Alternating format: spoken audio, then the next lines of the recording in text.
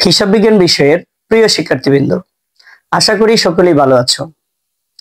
আমরা দেখেছি যে হিসাব বিজ্ঞান বিষয়ের অধিকাংশ স্টুডেন্টদের অল্প নম্বরের জন্য এ প্লাস মিস হয়। আমি মনে করি হিসাব বিজ্ঞান বিষয়ে এ প্লাস পাওয়ার জন্য এমসিকিউর উপর সর্বাধিক গুরুত্ব দেওয়া উচিত। আজকে থেকে আমি তোমাদেরকে নিয়মিত হিসাব বিজ্ঞান ও ফিন্যান্স বিষয়ের উপর এমসিকিউ এবং সৃজনশীল প্রশ্নের সমাধান দেওয়ার চেষ্টা করব। আজকে আমরা আলোচনা করব হিসাব বিজ্ঞান দ্বিতীয় পত্রের দ্বিতীয় অধ্যায় অংশীদারি ব্যবসার হিসাব নিয়ে।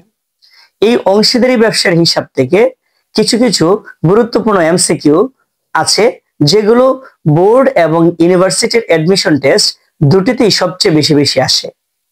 আজকে আমরা সবচেয়ে গুরুত্বপূর্ণ প্রশ্ন নতুন অনুপাত নিয়ে কথা বলবো। আমরা আজকে এই নতুন অনুপাত এতটাই সহজ করে এবং এতটাই সুন্দর করে বোঝাবো যাতে এই নতুন অনুপাত যখনই আসুক স্টুডেন্টরা যাতে সুন্দর করে সমাধান করতে পারে। প্রথম প্রশ্নটার উদ্দীপকটা আমরা একটু পরে পড়ছি। এখানে আমাদের কাছে চেয়েছে নতুন অনুপাত কত। তাহলে এই প্রশ্নটা নতুন অনুপাত কত, এই প্রশ্নটা এসেছে বরিশাল বোর্ড 2019 সালে। তারপর 2 নম্বর আরেকটা প্রশ্ন দিয়েছি, সেখানেও বলেছে নতুন অনুপাত কত। আমি আগেই বলেছি আজকে শুধু নতুন অনুপাত নিয়ে কথা বলবো। তাহলে এখানেও নতুন অনুপাত চেয়েছে। এই প্রশ্নটা চট্টগ্রাম বিশ্ববিদ্যালয়ে আসছে এবং রাজশাহী বিশ্ববিদ্যালয়ে আসছে। আমরা 3 নম্বর প্রশ্নটা লিখেছি, সেখানেও চেয়েছে নতুন অনুপাত কত, এবং এই প্রশ্নটা রাজশাহী বিশ্ববিদ্যালয়ে এসেছে, কুমিল্লা বিশ্ববিদ্যালয়ে এসেছে এবং শাহজালাল বিজ্ঞান ও প্রযুক্তি বিশ্ববিদ্যালয়ে এসেছে। তাহলে আমরা একটা বিষয় দেখলাম যে এই নতুন অনুপাত বোর্ডে যেমন আসে এবং ইউনিভার্সিটির অ্যাডমিশনেও আসে। আমরা প্রথম প্রশ্নটি সমাধান করি। প্রথম প্রশ্নটি বলেছে এ ও বি দুজন অংশীদার, মানে এ আর বি দুজন অংশীদার ছিল। তারা মানে তাদের মুনাফার অনুপাত ছিল প্রথমে 3:2। তারা সি কে 5/1 মুনাফার বিনিময়ে নতুন অংশীদার হিসেবে গ্রহণ করলো। তাহলে নতুন অনুপাত কত? তাহলে আমি যদি একটু সমাধান করে দেখাই, প্রথমে 1 নম্বর প্রশ্নটা, তারা এ আর হচ্ছে বি, তারা দুজন অংশীদার ছিল, তাদের অনুপাত ছিল, ওরা বলেছে 3:2, এবং তারা সি কে নতুন একজন অংশীদার হিসেবে নিল। তাহলে সি কে কতর বিনিময়ে নিয়েছে?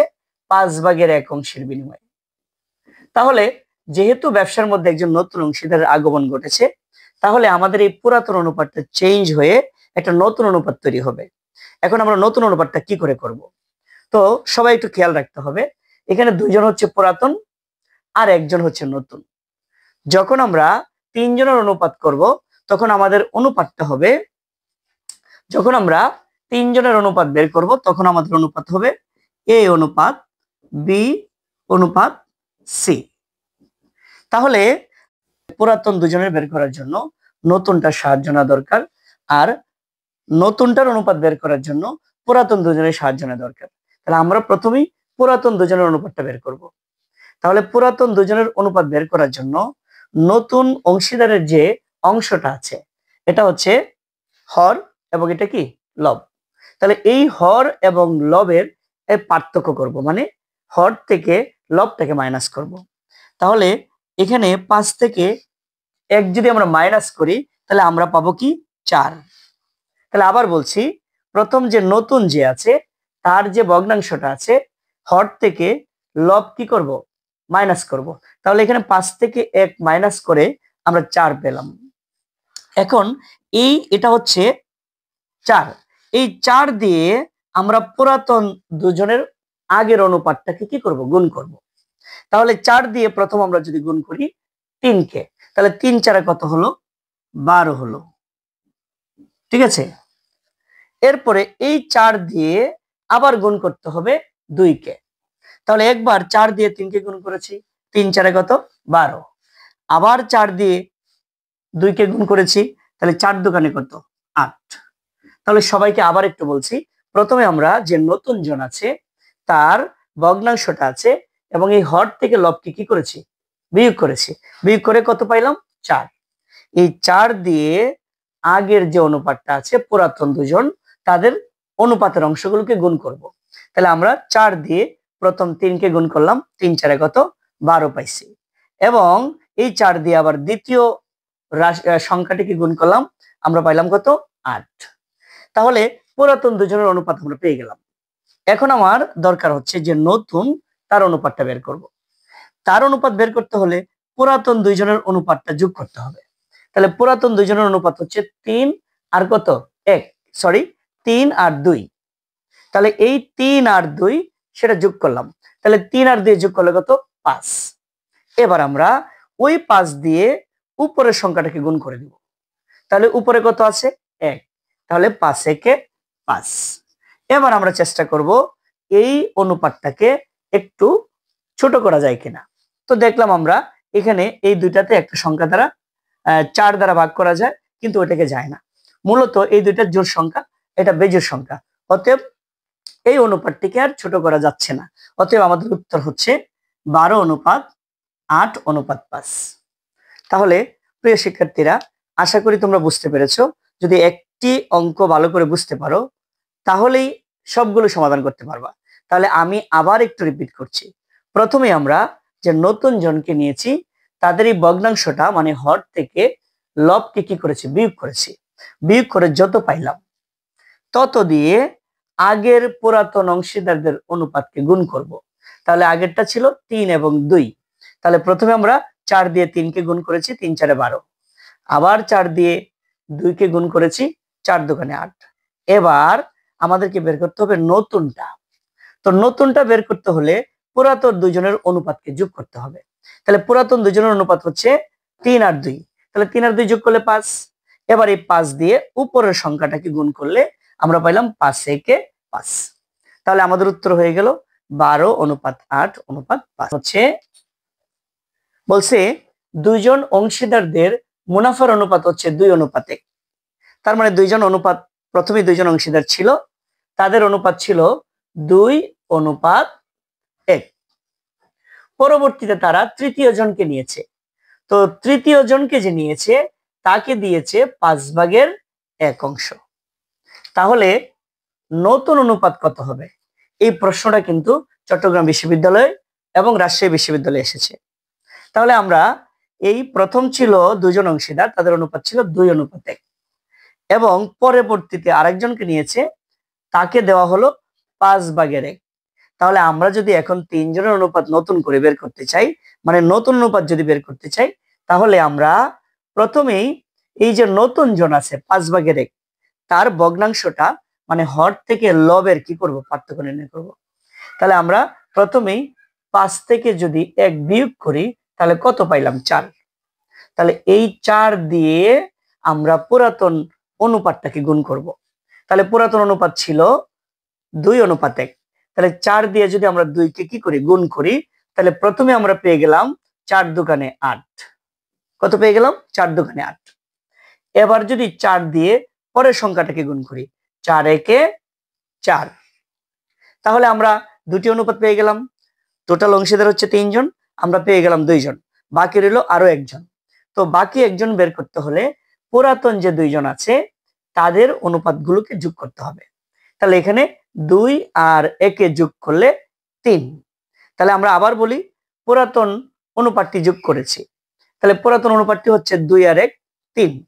তো ওই 3 দিয়ে নতুন যে অংশীদার আছে তার উপরের ভগ্নাংশের উপরের সংখ্যাটাকে গুণ করব। তাহলে 3 একে 3। তাহলে আমরা এবার দেখব এই যে আমাদের রেজাল্টটা আসছে সেটাতে একটু কাটাকাটি করে ছোট করা সম্ভব কিনা। তাহলে আমরা দেখতে পাচ্ছি দুটি সংখ্যা জোড়, একটি সংখ্যা বেজোড়। তাহলে কাটাকাটি যাচ্ছে না, যেহেতু আমাদের এটাই হচ্ছে উত্তর।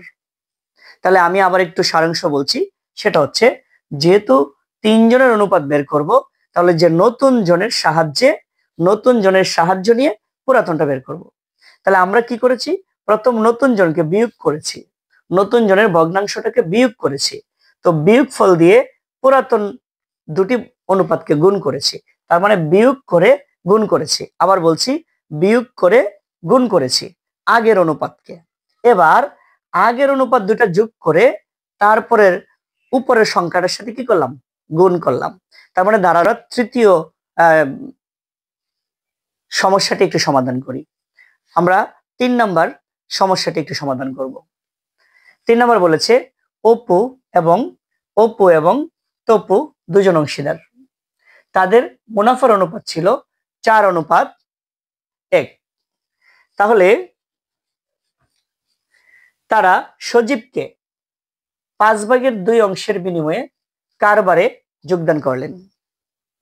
তারা সজীবকে 5/2 অংশের বিনিময়ে কারবারে যোগদান করালেন। তাহলে নতুন অনুপাত কত হবে? এই প্রশ্নটা ইউনিভার্সিটির এডমিশনে বারবার আসছে, রাজশাহী বিশ্ববিদ্যালয়, কুমিল্লা বিশ্ববিদ্যালয় এবং শাহজালাল বিজ্ঞান ও প্রযুক্তি বিশ্ববিদ্যালয়।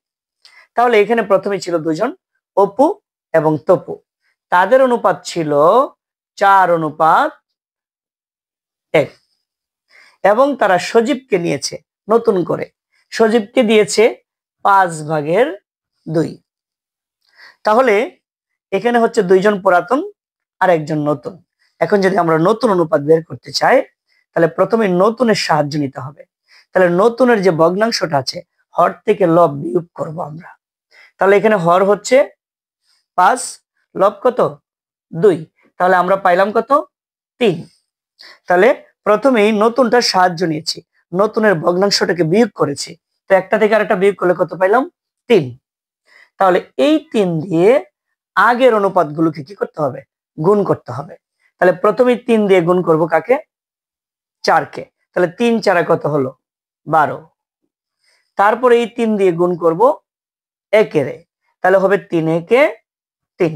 তাহলে আবার বলছি, প্রথমে নতুন যে অংশীদার আছে তার যে ভগ্নাংশটা আছে সেটা পার্থক্য বের করেছি, মানে হর থেকে লবকে বিয়োগ করেছি, বিয়োগফল 3 পাইলাম। এবার এই 3 দিয়ে পুরাতন অংশীদারদের যে অনুপাত আছে তাদেরকে গুণ করলাম। এবার পুরাতনটা আমরা যোগ করব। পুরাতনটা যদি যোগ করি 4 রেখে কত 5, 5 দিয়ে উপরের সংখ্যাটা যদি আমরা গুণ করি, মানে লবটাকে যদি গুণ করি তাহলে হবে 5 দুগুণে 10। তাহলে আমরা যদি চেষ্টা করি এটাকে কাটাকাটি করার জন্য, সম্ভব হচ্ছে না, তাহলে আমাদের উত্তর হচ্ছে 12:3:10। আশা করি সকলে বুঝতে পেরেছো। আমাদের 4 নম্বর প্রশ্ন। 4 নম্বর প্রশ্নটা আগের 3টা প্রশ্ন থেকে একটুখানি ব্যতিক্রম। তাহলে আমরা একটু উদ্দীপকটা পড়ে নিই প্রথমবার। এখানে বলেছে এ এবং বি দুজন অংশীদার, তাদের মুনাফার অনুপাত 2:1। তারা সি কে 10% মুনাফার বিনিময়ে নতুন অংশীদার হিসেবে গ্রহণ করলেন। তাহলে নতুন অনুপাত কত? তাহলে আগের প্রশ্ন থেকে এই প্রশ্নের পার্থক্যটা হচ্ছে, এখানে তারা এই যে নতুন একজন অংশীদার নিল তাকে ভগ্নাংশ আকারে না দিয়ে পার্সেন্টেজে দিয়েছে, তাকে 10% মুনাফার বিনিময়ে দিয়েছে। তাহলে যখন কোনো প্রশ্ন এরকম পার্সেন্টেজ আকারে দিবে তখন সেই পার্সেন্টেজটাকে ভেঙে আমরা ভগ্নাংশতে রূপান্তর করব। তাহলে 10% মানে আমরা সবাই জানি 100/10। তাহলে 10% মানে হচ্ছে কি 100/10। তেমনি ভাবে যদি বলে 20% তাহলে 100/20 হবে। তাহলে এবার এটাকে একটু কাটাকাটি করে ভগ্নাংশতে রূপান্তর করব। তাহলে আমরা যদি 10 দিয়ে কাটি এটাকে 1, আর 10 দিয়ে কাটলে এটা হবে কি 10। তাহলে আমাদের এই ভগ্নাংশটা দাঁড়ালো 10/1। তাহলে যেহেতু ভগ্নাংশ হয়ে গেল তাহলে আমরা আগের নিয়মে করতে পারি। তাহলে প্রথম দুজনের অংশীদার, যে দুইজন অংশীদার ছিল তাদের অনুপাত ছিল 2:1 এবং তারা যে সি কে নিল নতুন করে তাকে দিল 10/1। এখন যদি আমরা নতুন অনুপাত বের করতে চাই তাহলে নতুনটার সাহায্য নিয়ে পুরাতনগুলোকে নতুন করে বের করতে হবে। তাহলে নতুনটা যে ভগ্নাংশ আছে এখানে হর থেকে লবকে কি করতে হবে? মাইনাস করতে হবে। তাহলে হর থেকে লবকে যদি মাইনাস করি, 10 থেকে 1 মাইনাস করলে আমাদের থাকবে কত 9। তাহলে ওই 9 দিয়ে এবার আমাদেরকে পুরাতন অংশীদারের যে অনুপাতগুলো আছে সেগুলোকে গুণ করতে হবে। তাহলে 9 দিয়ে প্রথমে আমরা গুণ করব 2 কে। তাহলে 9 দিয়ে 2 কে যদি গুণ করি 9 দুগুণে 18। এবার এই 9 দিয়ে আবার 1 এর গুণ করতে হবে। তাহলে 1 এর যদি গুণ করি 9 একে 9।